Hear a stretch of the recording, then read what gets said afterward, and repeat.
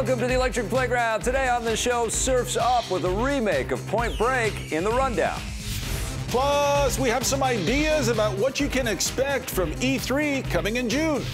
And then we take a look at a new game called Bad Dinos from Insomniac. Come get it! Also coming up, Marissa tries to catch the rabbit. The time has come for our review of the new movie Time Lapse and much more today on EP Daily. Brought to you by EB Games. I'm your host, Victor Lucas, bringing you the latest in everything cool every single day. I'm not running for president. I don't even have an exploratory committee looking into it. I've got to do something better, and that is bring you the rundown. The best Pokemon are going rogue again on the 3DS. Nintendo has announced Pokemon Super Mystery Dungeon, the latest entry in the long-running Mystery Dungeon spin-off series. The games are known for being a little different from the regular Pokemon titles, offering roguelike combat in randomly generated dungeons. The last Mystery Dungeon game was released on the 3DS back in 2012, and Nintendo promises that the next game will have even bigger dungeons that change more often, with more legendary and mythical Pokemon to catch. Pokemon Super Mystery Dungeon will hit North America this winter. FBI agent Johnny Utah is back on the case. Take a look at the first trailer for Point Break, a remake of the 1991 blockbuster that starred Keanu Reeves and Patrick Swayze. This time around, the criminals are thrill-seeking extreme athletes, not just surfers, although it looks like they'll still find time to ride a few waves. They're also not just bank robbers anymore, but modern-day crusaders for economic justice who steal from the 1% to give to the 99% because, you know, economic justice and everything. The new Point Break will hit theaters on December 25th because who doesn't like watching action movies on Christmas Day? Stop! Some fun stuff to talk about today. Here is my personal Bodie, Scott C. Jones. Let's talk about Pokemon Mystery Dungeon Pikachu, first. I love it. Yeah, well, we've got kind of a roguelike light or a roguelite kind of coat of paint over the Pokemon universe. Yes. This is obviously a successful part of the Pokemon franchise. Not the main game blockbuster, but a nice deviation that people gravitate towards and have a good time with. I've enjoyed the Mystery Dungeon stuff that I've reviewed in the past, and I'm looking forward to seeing what Nintendo's done this time. You know what? I think we've all gotten more used to these rogue-like games over the years. Yeah. I mean, I still play Rogue Legacy, and that's actually coming to the Xbox One soon. So this sort of self-generating kind of game world is very exciting, I think, for gamers. It still feels kind of new and fresh. Yeah. And I feel the Pokemon series kind of going off on a little tangent here that people really have been positively responding to. Well, it's a good fit, I think. You know, when we're talking about randomly generated monsters that you can collect and all that stuff, it's a good kind of... Who's your favorite Pokemon? It's always Pikachu. Do you still like Pikachu? He's the mascot. He's the cool guy. He's got electrical powers. He's charming. It's like I don't know you at all. All right, Point Break is coming back. Yes. And it's not an IMAX re-release of the original. Come on, Hollywood. Yeah. It's a total reboot of what has become a better movie with time passing every year. One of your favorites. Well, I really enjoy the movie. Catherine Bigelow directed it. It's just an action picture with a little bit of soul, because Patrick Swayze as Bodhi was actually pretty darn cool and convincing as this charismatic bad guy that everybody fell in love with, including Keanu Reeves as the hero in the picture. Well, yeah, I mean, I'm trying to understand why we need this movie. Yeah. Why does it exist at all? And that's my question for myself every day. But you know, it does kind of feel like with the success of the Fast and Furious franchise, yes, they're trying to launch this into the same kind of orbiting atmosphere. I'm wondering if Keanu Reeves' Johnny Utah will make an appearance in here. I was thinking, like, how interesting would it be to have him appear as a villain? Yeah. Like, that would be so cool. Well, they have a new Bodhi, though. I don't know. Everything just feels wrong to me. They have a new Bodhi. I don't even know what language you're speaking. That's the name of the character. You have a new Bodhi. I had a Bodhi removed just last week at the doctor's. It's hard to get new stuff to sort of make any notice out there. Yeah, we'll see it for sure. So remakes and reboots are inevitable. They are also inevitable in the video game industry. Let's go behind the scenes right now for our E3 preview. We're in Southern California. We are nerding out. We are checking out all kinds of stuff that you'll be hearing about in about a month. Yep. Yeah, we're very embargoed, but we are getting a taste of what is to come in video games in 2015. How are you guys feeling about video games in 2015? Ben? I am feeling better about video games than I did at this time last year, for sure. I mean, maybe some of this is just sort of a glow, an afterglow of 75 hours worth of The Witcher 3 that we'll be talking about at some point in the future, and I could talk about forever, but I really love that game. It's been a good year so far. If you look at Bloodborne, Mortal Kombat, Dying Light. I love Dying Light. Ori and the Blind Forest. That too. And then we've got E3, and then we come back from E3 and we're playing Batman, and in between that we got Splatoon. Yes. I mean, there's a lot of good games in the front half of this year. Yeah. And we can't talk about the things that we've seen this week, but there's some good things coming later this year, and I think this could finally be the turnaround, or maybe they're finally slowly coming around, like we're seeing the light at the end of the tunnel. Steve, are you feeling the same way? Are you optimistic about the games we will play? Yeah, I really feel like we are at the beginning of the turnaround. I mean, some stuff's been pushed to 2016. We're not going to see The Division this year. We're not going to see Uncharted this year, but we are seeing, stuff like The Witcher, like Splatoon. We're going to have Batman when we get back. We're going to have Mad Max. We're going to have some good stuff coming this fall. We got Battlefront coming up. It's kind of like we're seeing the dividends pay off more in 2015. I mean, last year was a little bit of a bust, So finally, a lot of bit of a bust. There's some bright lights, and we're seeing some really ridiculously cool smaller stuff too. Yeah, and it does feel like this sort of indie movement has been fully embraced and things have been realized, and great stuff is bubbling up. You and I just reviewed Crypt of the Necrodancer, which blew my mind. Necrodancing again, unbelievable man. game. That sounds gross. Don't do any necrodancing. But this week we got a chance to play a little Metal Gear and play a little Batman. And I had a reflection on that last night. I was like, holy crap, man! Any other year, those two games would just be enormous. And in 2015, when it felt like things may be starting to, wind down a little bit for AAA, we certainly keep hearing buzz and rumors about that stuff. To get those two specific titles and a whole lot more feels awesome. And I think what's also awesome about it is like, I mean, I don't know about you guys, but I get a little tired when I think of all these franchises and like another Batman. And I'm sorry, but seriously, it's okay. It's like you're never invited back in the I know. You've uninvited me so many times after my Batman comments, but no, seriously, right? Like, another this, another that, the same franchises over and over again. But there is something exciting about them appearing on these new platforms and actually using the power. And it's been like these platforms have been out for a while now, so it's hard to remember that like this is the first time Batman's going to be on the new gen consoles. Like this is really, and they're going to do a lot more with it.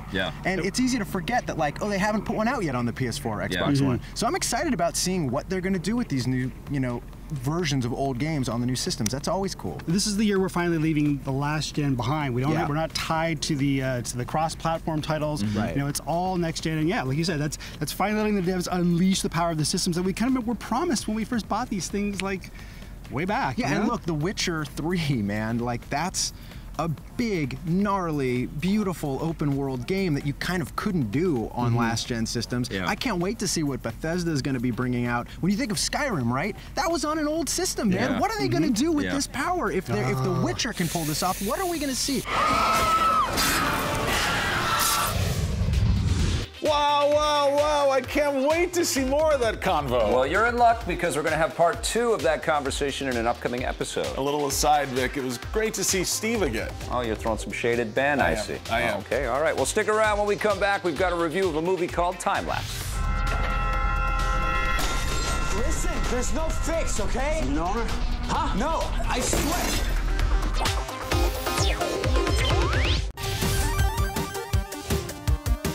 EP's mobile coverage is brought to you by Gameloft, makers of Dungeon Hunter 5, which you can play for free on iOS and Android right now.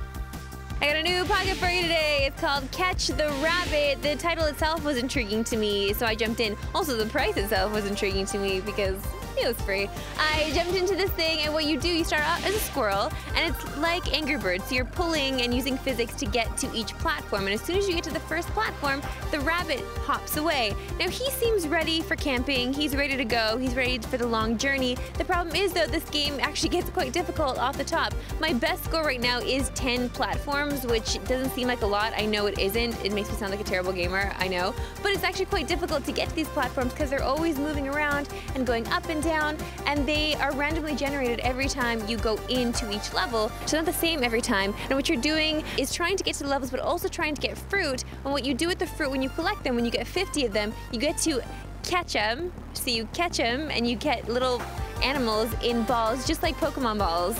I know, there's a Pokemon feel for me here. So you catch them and you open up a different animal and you can use that animal to jump on the different platforms.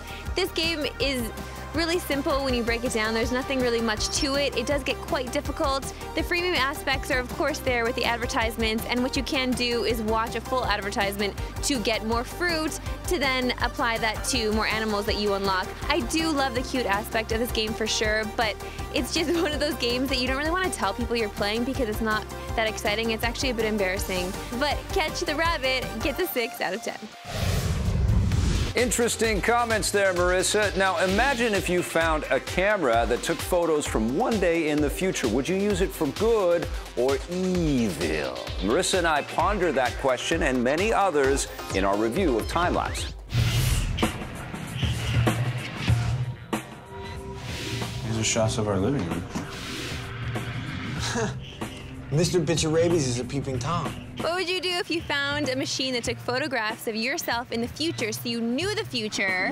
Yes, that is the premise in the movie called Time Lapse. It's a good premise. It's a good premise, a confusing premise, because then now the people finding the photographs need to go back and then change the future by already knowing the future. That really doesn't connect with me. Well, it didn't connect with me in this movie. Yeah, and I feel like the whole effect here, because anything that gives you a tip-off of what's to come is kind of an interesting story device, you know, and it can lead to cool things. The Early Edition was a TV show that Kyle Chandler starred in for a long time, and that was the whole premise. He got Tomorrow's Paper Today. And I like that idea, but a photograph, which is what we're presented with in the story of this movie, it just doesn't really reveal enough, particularly a locked-off photograph from the same position. So this is a weird, trippy sci-fi idea with the lowest budget imaginable, because it takes place in an apartment complex, basically in a couple of rooms. Think you got enough film?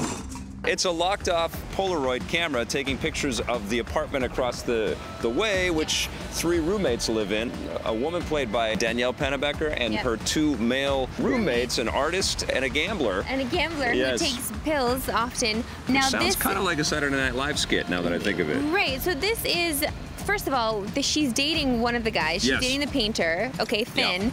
And so Jasper is the other guy living there, and they're all seemingly friends, but there are some secrets there, as usually there are with 3 friends that live together. And the camera has captured these things. So what they need to do now, what they try to do, because they don't want to alter too much, because they feel like if they alter too much, they're going to die. Yeah, because they found the inventor, or they find the inventor of this camera in a grotesque state. And so that kind of is the setup and the premise. And then basically what we see, as we see in any of these morality tales that evoke looking into the future or having the effect of change, we saw this with Project Almanac not too long ago. The idea is they go crazy, they unravel because they can kind of understand some of the secrets of time. Now, one of the core issues that I have with this movie, apart from this crazy science that doesn't make any sense and nobody tries to figure out how the hell this camera can work, they just sort of adapt it and say, well, we can get rich. But I don't really understand how they worked out the mechanics to get rich. Exactly. It feels like, because the gambler, of course, that's the first thing he thinks about. I'm going to put up all the ponies that are going to win. But how does he, can you explain it to me? How does he know that the ponies that are going to win from the past, and then he's going to get the, it's like, and then they have to set up in the same frame that they get from the picture. At the same time, how does that help them? Every day. This is what I'm saying. This movie is a mind F, but not in the best way. No. You want to sit there and you want to enjoy a movie and you want to think about it, but I wasn't thinking while I was watching this movie. I still don't know. I've watched the movie. I still don't know how they got rich and how they thought that they could work the system, because the camera's not taking pictures of the horses and the dogs. No, but even if they did figure that out, why are they just doing it on horse races? Why aren't they winning the actual lottery? The looking into the future, that crystal ball kind of thing, always hooks us. So, but you got to be nicer than that, movie makers. Come on, give us a real thing to sink our teeth into. Yeah, make us a movie. Don't make us a terrible, low-budget, Outer Limits episode. What are you giving Time Lapse? God, it's getting a 4. Yeah, it gets a 4 for me too. Time Lapse is in theaters now, and up next, Vic and I roll up our sleeves and battle some disgruntled dinosaurs after the break. Also,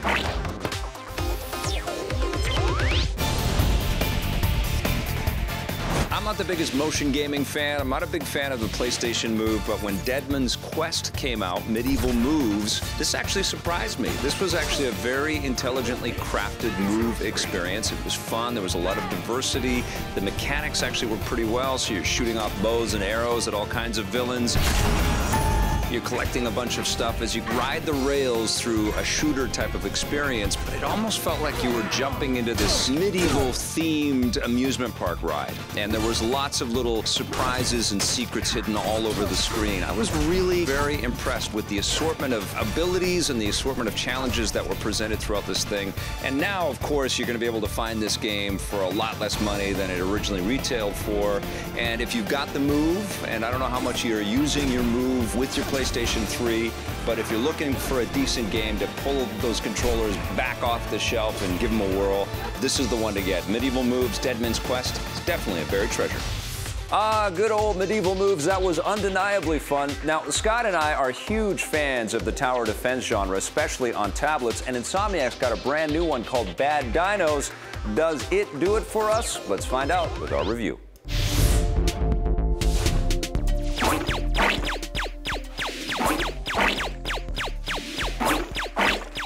AAA developer Insomniac Games. They make only AAA games, I think. Or do they? Awesome.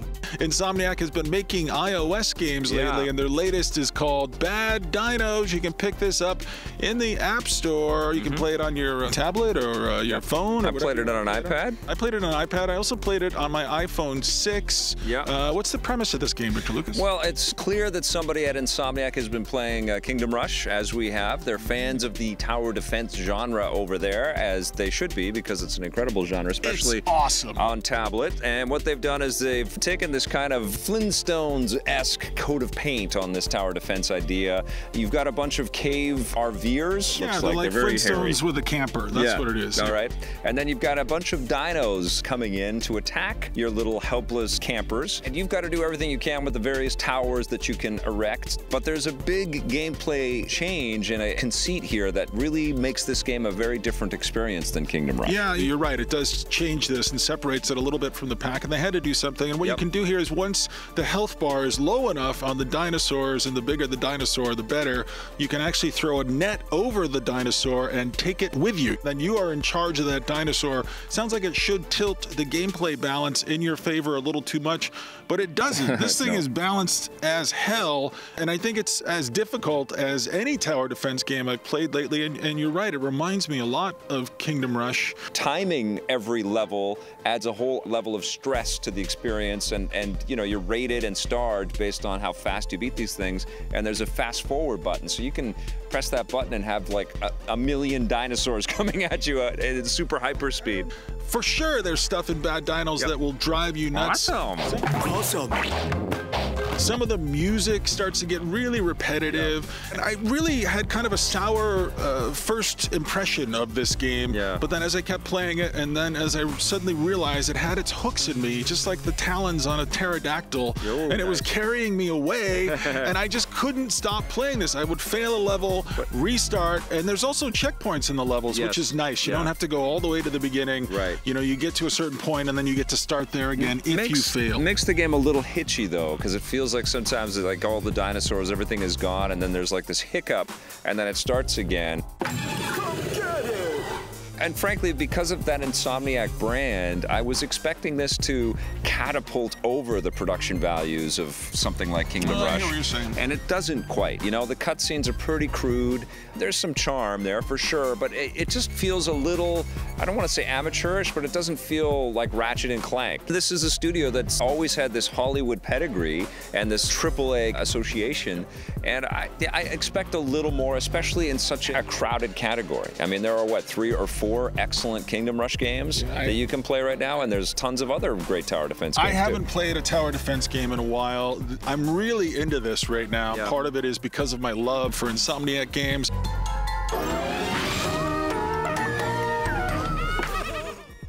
I think they did a good job here. If my only complaint, one is the music, the other complaint is the screen's a little too crowded sometimes as you're trying to upgrade your towers and as you're trying to select which dinosaur is in your dinosaur holding pen. Sometimes as things get frantic, it just gets a little too busy. But I think they did a pretty good job here, and I think they really focused on the stuff that makes a great tower defense game. And this new mechanic of being able to take a T-Rex and then turn that T-Rex loose on the oncoming hordes, I like it as well. The challenge is there. If you're a Kingdom Rush fan, I think you have to pick this up. I'm going to give it a 7.5. How about yourself? I'm going to give it a 9. Wow. Out of 10. You love it. Not high enough, Vic. Coming up next, Vic and I answer a Twitter question after this. If you want more EP, go to our website, epn.tv, for bonus content and full episodes. We're also on Facebook and Twitter.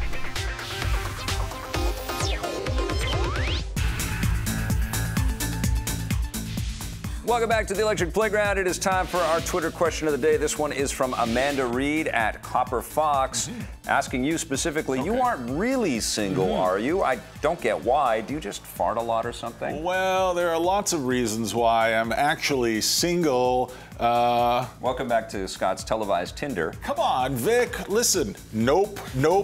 That's the world I live in. Listen, it's hard out here for all of us. There's a lot of lonely people watching the show right now, and I wish them well. And listen, you should put your number right up on the screen. Okay, there it is, 555-5555. Call me now, and I'll also show up with a hot pizza. All right, remember, if you've got more questions for us or about personal things that Scott wants to talk about, hit our website, epn.tv. And we're working on some news stories for you, including a behind-the-scenes look at the new movie about Entourage. Thanks for watching, everybody. We'll see you tomorrow. EP would like to thank its sponsors, Nintendo, Xbox. Vince have promised me that they wouldn't go over budget, and the first thing they do is ask for more money.